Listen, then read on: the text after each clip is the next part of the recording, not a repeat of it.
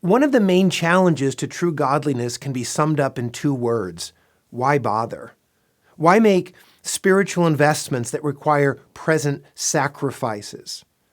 God helps us answer these questions by giving us a poem that promises, pictures, and pronounces God's blessing. Psalm 128. The promise of blessing is simple. Those who fear the Lord and walk in his ways will be truly happy. To fear the Lord is to recognize who God is and honor him appropriately. God is the maker and ruler of everything. He's worthy of respect, love, and obedience. And in his word, he has shown us how to do it. We never do it perfectly, but even in our imperfection, we cast ourselves at his mercy, praying for his grace and expecting his compassion in Christ. Believers trust God and insist that his ways are best.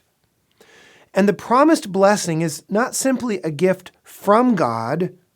The Lord is the blessing. Lord is God's covenant name. Believers walk in God's ways hand in hand with their covenant keeper. As a faithful lover, God will bless his beloved. That's the promise in the first verse. Second, God pictures his blessing in two of the most ordinary but significant parts of our lives, our work and our families.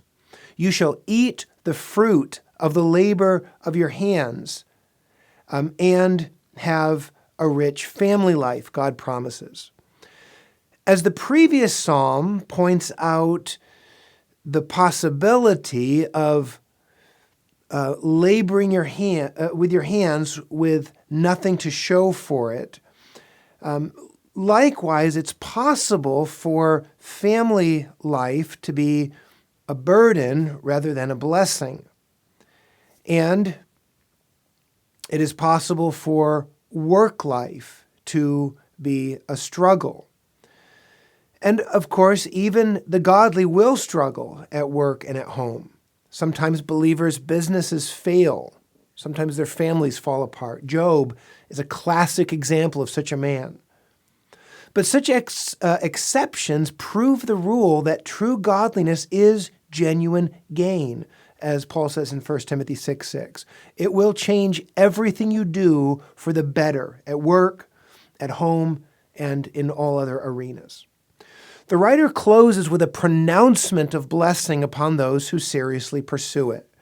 And clearly the promised blessings are spiritual before they are material. The blessings come from Zion, God's church, and grant prosperity within God's church. The goal of life is not simply to see many days, but to live well and leave a spiritual legacy to the generations that follow. Psalm 128 then aims to convince us, especially in an age in which we've become wired for instant gratification through the pursuit of carnal pleasures, that godliness is the most foolproof investment for blessing that you could make. Let's hear those thoughts from Psalm 128. A song of ascents. Blessed is everyone who fears the Lord, who walks in his ways. You shall eat the fruit of the labor of your hands. You shall be blessed, and it shall be well with you. Your wife will be like a fruitful vine within your house. Your children will be like olive shoots around your table. Behold, thus shall the man be blessed who fears the Lord. The Lord bless you from Zion. May you see the prosperity of Jerusalem all the days of your life. May you see your children's children. Peace be upon Israel.